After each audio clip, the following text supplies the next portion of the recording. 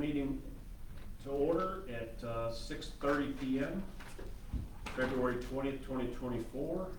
Let's start with a roll call. Mr. Elliott? Here. Mr. Doss? Here. Ms. Boyette? Here. Mr. Griffin? Here. Ms. Nadell? Here. Okay, and we are lacking one that will be at the next meeting.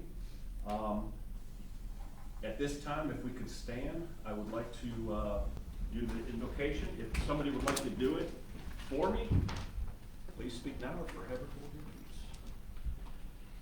Dear Lord, thank you for the goodness and mercy that we receive every day. We are here today to discuss topics that will move this city in a positive direction.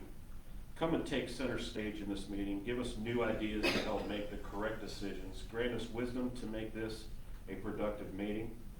Remove any distraction that will make the meeting unproductive. We start with you and end with you. Thank you, our Lord. Amen. Pledge allegiance. Pledge allegiance to the flag of the United States of America and to the republic for which it stands, one nation, under God, indivisible, with liberty and justice for all. Okay. The first thing that we want to bring to discuss is the current agenda that's dated February 20th, 2024. Has everyone received a copy? Yes. Okay. Any questions, concerns? Okay, with that, if I could get a motion to approve. I approve the agenda. Ms. Madell has a first motion. I'll second it. Mr. Doss has second motion. Ayes? Aye. Nays? It's approved, the agenda.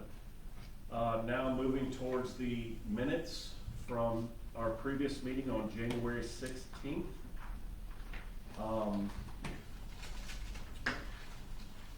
Does everybody have a copy of that? Were there any updates, questions, or concerns? Planning and zoning director, any updates? Okay. With that, if I can get a call for a motion for the approval. I make a motion to approve the meeting minutes from the Tuesday, January 14th, 2024 meeting of Planning and Zoning Board. Okay. 16th. 16th. Okay. I have one correct. Okay. On page 2, my last name has 2 T's in it. Motion to approve on that, 2/3 of the way down the page. Okay, we have a correction, and that is on number 3, par ending in 230046, add an additional T. Oh, and also on the first page of the agenda, board members present.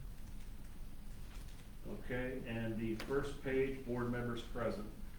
Ms. Lawley, do you have that Yes, for sir. correction? Okay. These minutes have been corrected. Any other questions, concerns, or updates for the minutes? Okay, I have one motion. Can I ask for a second? Second. Mr. Elliott with the second. Ayes for approval? Aye. Nays? The meeting minutes from January 16th, 2024 have been approved.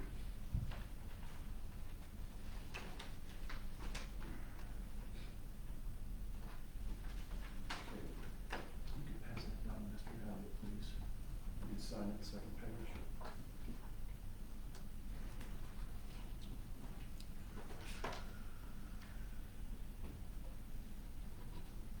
Okay, at this time, we are going to look at new business. We are going to put Chief Merrill towards the last of the list. So we will go to number 2, the introduction of the new Rankin Code Enforcement Officer, Devin Frails. If you'd like to step to the podium, give us your name and tell us a little bit about yourself. Good afternoon, everybody. Good My afternoon. name is Devin Frails. Did a little bit of everything in the past. I worked as a health inspector, worked on the railroad, City of Savannah as a community service officer. I went out and took all the non-emergency reports for the officers, was on the alcohol beverage unit, made sure all 600 something businesses in Savannah did everything they were supposed to do alcohol wise, make sure they weren't serving anybody underage. I stay not too far from City Hall and the police department. Rankin's a beautiful place. I can't wait to grow and can't wait to help out the city as much as I can. Good. So just to let people know that may be watching on Facebook, what is your role as code enforcement? So I'm going around to all the residents in the city of Rankin to make sure that there's no nuisance animals, the lawns are kept in pretty tidy order, making sure that there's nothing that's sticking out that people are gonna be like, that's gonna make the city look bad. So I'm patrolling in my truck, going around, making sure everybody does what they're supposed to be doing. And if somebody has a discrepancy or a concern, how do they contact you?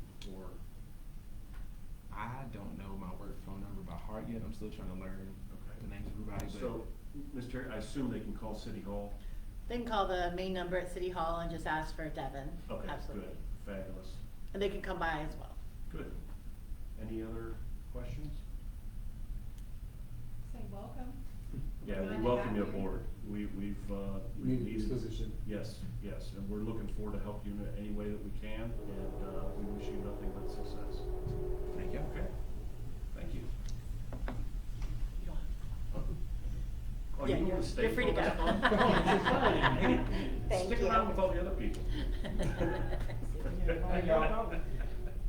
Okay, then we will move on to, new business item number 3, the overview and training policies and procedures for the Planning and Zoning Board, which will be put on by Ms. Terry with the Planning and Zoning Department. All right, so I wanted to.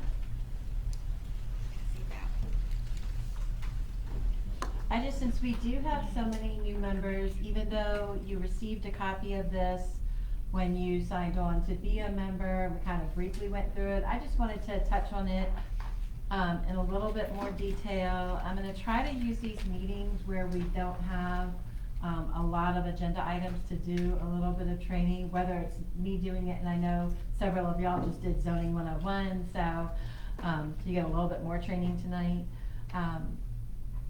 But whether it's myself or whether somebody else.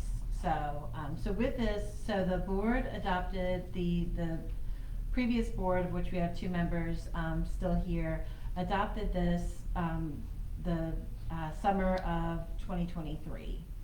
And so I'm not gonna read all of it to you, I just wanted to point out some specific parts, but I think that those principles that are at the very beginning are really important, that you're here to serve the community, and you should do that to really serve the citizens of Rankin, doing nothing that is specific to you or your position in the community or as a member of another organization, anything like that. It should all be good for the good of the city and the citizens of Rankin. And keep in mind too that, you know, whether you're wearing your name tag or not, people, you know, can watch you on Facebook. They know who's appointed to the board. So when you're out in the public, whether it's at your job or shopping or anything, you're representing the Planning and Zoning Board.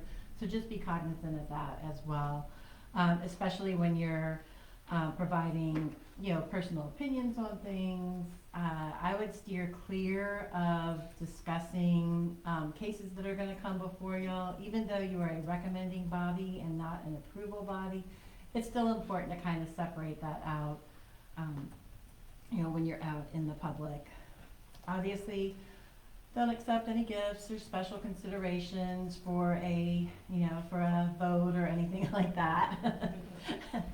Things from us are fine, so you can accept your, you know, your packet gifts and your name tags and things like that. But yes, don't use your public position for personal gain. And then finally, Lolly and I put a lot of time into getting the packets together and staff reports and everything for y'all. So if you would review those before the meeting and come prepared to, you know, to ask questions, to, you know, really give some good, thoughtful comments. That's good for our, you know, we don't have an audience today, but that's better for our applicants and our audience as well. Just moving on to officers of the board, you know, as we talked about at the last meeting, the chair and vice chair, it's just 1-year terms. So you know, at the end of the year, you can start thinking about whether you want to, y'all both want to remain, whether you want to step down. If anybody else want to step down, you can start thinking about that. So it's good that it gives you a chance to either continue on, or if it's not for you or something's come up with your time, you can also step down as well. Unlike the mayor, the chairman does get to be a voting member of the board. The mayor, if you've watched some of the council meetings or attended those, he only can only vote in very certain occasions, but most of the time on regular business items he can't. But in this case, in the case of the Planning and Zoning Board, the chair does vote.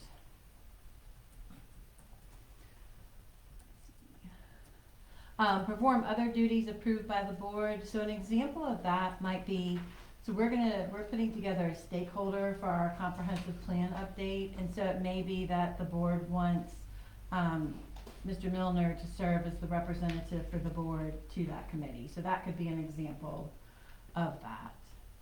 And then just Mr. Elliott as the vice chairman. If Mr. Milner ever can't be here, he will coordinate with Mr. Elliott to make sure that he will be here and can serve in his absence. We did change it to be, for the secretary to be a member of our department. So that's Lolly. She serves as the secretary to the board. And then another point I wanted to note is just, there should be no direct contact between board members and applicants, or board members and outside agencies such as, you know, the health department or engineer that we contract with. Anything like that that the board has specific questions for, they should direct it to myself or Lolly. We'll follow up and provide an answer to the board members. And that's so that everybody has the same information. So if just one of y'all ask the question, call somebody and ask the question, then you have information that not everybody has. So.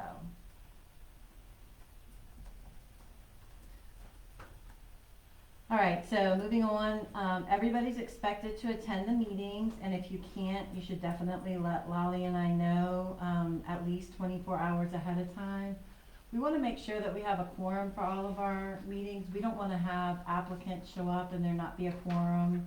A lot of them travel because they are, you know, they're the representatives or even the owners of property. Sometimes they're from out of town, and so they're traveling here expecting to have a vote on their application. So just let us know at least 24 hours ahead of time. If you know before that you're going to be on vacation for the June board meeting, let us know now. So we'll go ahead and mark that, and then we just can keep track of that. If we don't have advance notice, it's not an emergency, which hopefully that doesn't happen, then it is considered unexcused. And that's because we are trying to maintain a quorum. When we need a public meeting, so basically the applications that come before you, so any of our site development plans, any kind of code change, variance, conditional use, rezoning, all of those require a public meeting. Not a public hearing, although there's the potential that that could change with the code update. But right now that public hearing is held at council. But it does require a public meeting that meets all of the advertisement requirements. So we have adopted Robert's Rules of Order. So if there's ever a question about a vote or a way to do something, then we'll always refer to Robert's Rules of Order to be the guiding factor there. This one, I think, is really important. So voting, it's done by a roll call vote, and you will notice that now in 2024, we've updated it so that the chair states the maker and seconder of the motion and the results of the vote. That helps us when when Lolly's doing the minutes for those to be as accurate as possible. A member has to be present to vote, and on a tie vote, the motion is lost. And in the case of a subdivision or zoning matter, the application is disapproved. So it's not technically disapproved here because it still moves on to council, but it would basically be a denial from the board. If you ever find yourself in a position where you would have a conflict of interest, then you would fill out a recusal form. Lolly always keeps those with her, and you would recuse yourself. Technically, you really should leave the room and sit outside so that you aren't being portrayed as trying to sway the board in any matter. and you definitely should not come up and speak. So, because you're still, even if you present yourself as a citizen, everybody knows you as a member of the board. So, fill out a form to say that you need to recuse yourself because there's a conflict. You fill out the form and you just go outside and then just come back in when it's over. One of us would come get you as well. So typically a conflict of interest, just because you might live next door to a property, that's not necessarily a case, but if you could stand to benefit financially, that's typically the best indicator for when you could recuse yourself, so. And that's it, I just wanted, like I said, I wanted to just hit on the highlights of these, but everybody, if you haven't looked at them in detail, go ahead and take some time to do that before our next meeting, but that's all I have related to the rules of procedure. It looks like we will not have Chief Merle tonight for a Q&A, so we will coordinate with him and get him here at a future meeting. A couple of items of note. We are going to be having a joint meeting. Y'all should have received an email from me last week about a joint meeting with council. It will be on March 18th at 7 p.m. in this room. And it will be with our consultant for the Unified Development Ordinance. And she'll be telling you how the stakeholder committee went, the meeting went that they had, how public input development is going, and then to get public input from y'all and from council as well. So go ahead and mark your calendars if you haven't for that. Let's see. Oh, and then for the March meeting, we have quite an agenda. So I'm not positive that we'll move Chief Merle to that meeting. We'll probably wait and see. We have the potential to have a site plan review. We also have a rezoning and a variance, and I feel like we might have, oh, and then we may be reviewing a drafted chapter of a draft chapter of the Unified Development Ordinance. So that would be a lot on its own, so we may put him to a future meeting. So, and that's it from staff. Lolly, unless I'm missing something. I have a couple questions on this. Okay. One sort of a statement that piggybacks on what you were saying. Us being on the planning and zoning board, it is critical that we do not, like Ms. Terry said, we do not give an opinion in public. And if we're talking to another council member or amongst each other, we've got to be very careful of meeting a quorum. So please, if you're speaking to family members even, the information that we could present, we don't want anything to leak out. Now, the next question that I have, we talked today about work sessions. What is our rules when it comes to, like, say, we decide we'd like to get together for a work session for something? So yes, that is covered. And I know we have to put that out to the public, and from what we were told today, that we can say that the public cannot speak during a session, but we have to make it available for them. Yes, yes, Okay. you are a public body, so it does need to be, we would need to meet the proper, advertisement requirements, not necessarily in the paper, but typically you have to post 3 days to 24 hours, it just depends, that you are having the meeting. But yes, you don't have to allow the public to speak at a work session, but they are allowed to attend if they want, so. Good. Good.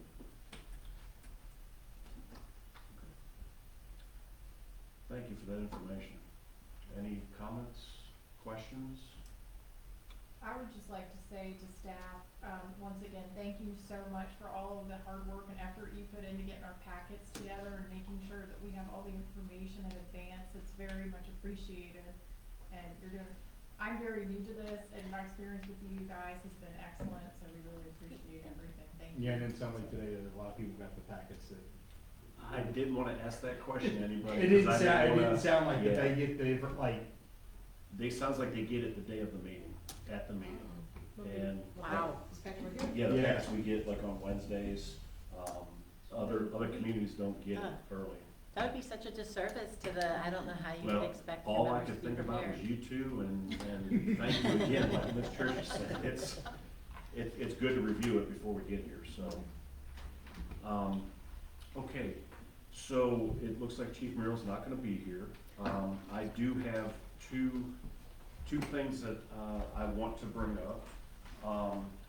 One item is, I've requested that we receive some data. I think there's enough there. Showing what we have in the community that is, and how it's zoned, okay? Down at City Hall in the conference room, they have a big wall chart that shows the city, and it shows, I mean, it's very easy to read. But this sort of gives us an idea of how our city is laid out. And what I'm going to do in the future is put together a small presentation for everybody to show we have this much land undeveloped and this much is already developed. So we have an idea, because like the city clerk out of Fleming, she said they have 850 people and they're like an open canvas. They can do whatever they want. We're not in that position, so we have to be very careful with our smart growth. So look at this, see if there's anything that sparks your interest on this, and we all have the packets that show what the AR1s, R2s, R8s, and all that is, so we should be able to put together a little plan for that.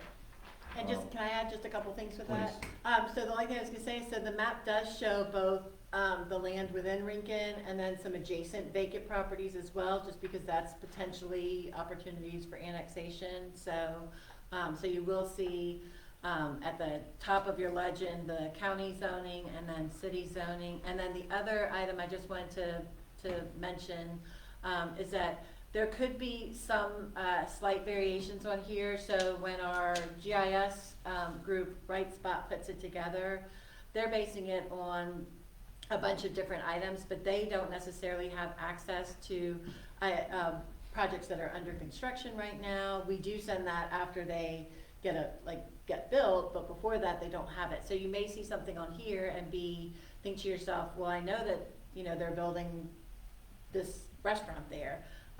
It's not that this is incorrect, it just may not be fully up to date based on, you know, newer construction that's going on. Yeah, this is not the official thing. Correct, but it's pretty, Yeah, it's a pretty It's good very, place very to start. good. So, the next topic is, and I've been kicking this around,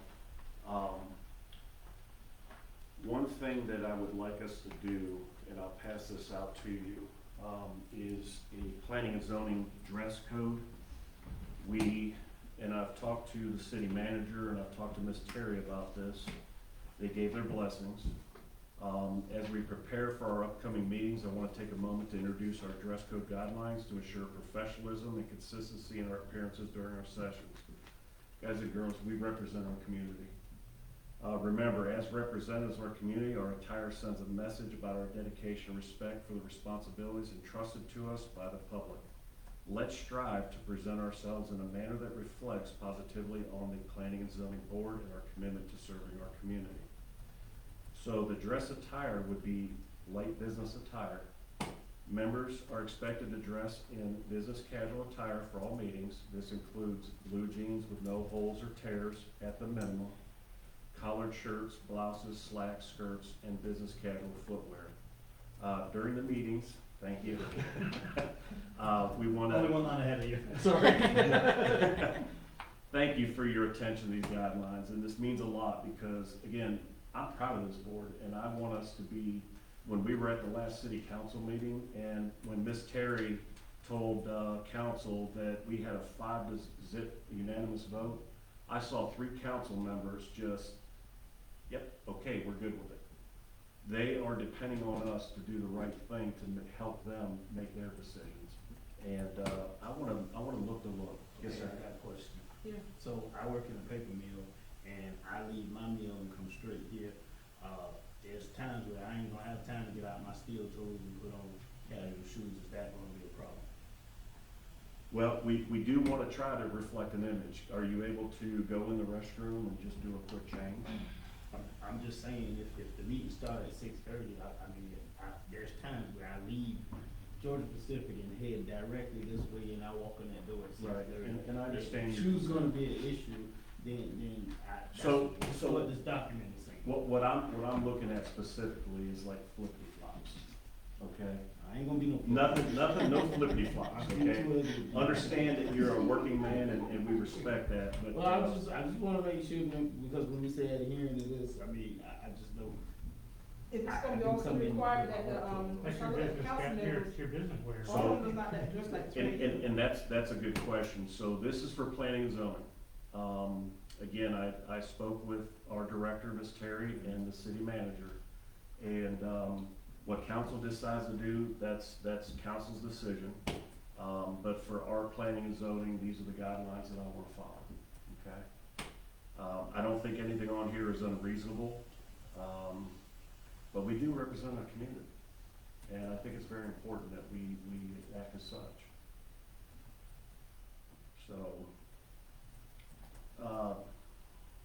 So again, if we have any other questions or concerns regarding the dress code, I'm available. Please reach out to me. Everybody has my phone number. Feel free to give me a call, email, or I'll stick around even after, or we can discuss it now. So this is not a vote, this is already in place. Yes, yeah, this is something that's in play. This doesn't take a vote. It's a dress apparel, for our meetings. Is that in our meeting, is that in our agenda right here, Ms. Hand? Pardon me? Business attire. I'm not getting pushback on it, like you're saying certain times, like you're saying. Oh, won't wear no collar shirt, blouse, and my shirt, I got a shirt on right here, this don't have no collar, this is a regular shirt. So not a blouse, I wear skirts or whatever, and sometimes I do come in jeans, I come from work also, we have like a work day also. Mhm. So it won't have no holes in it, but I can wear jeans, correct, but not no holes. Right. So make sure. So again, the message that we're trying to portray is that we don't come Dress in forward. shorts, Oh, we yes. don't come in, this is, we're just trying to lay the groundwork so that if we have questions, let's get it out, let's discuss it, and let's move on. We have bigger fish to fry than this, and I think it's a very reasonable request. And like I said, it's something that we really need to look at because we are on camera and we are part of the media, and we want to represent ourselves as being professionals. So it's not geared toward 1, 2, or 3 individuals, because believe me, if I could have my way, I'd come in shorts and, you know, whatever, but we do work for the city. Okay? Any other questions? Okay. With that, do we have any other topics of discussion for today's meeting? Any questions? Ms. Terry, planning and zoning, anything else? Nope, I gave y'all my staff report already, so we're good here. Okay, then with that, if I could get a motion to adjourn. I make a motion to adjourn. Ms. Tricia Witt, motions to adjourn. Second, Mr. Elliott, all in favor? Aye. Nays? The meeting is adjourned at 6:58 PM. Thanks for the map. My first map of it. You know,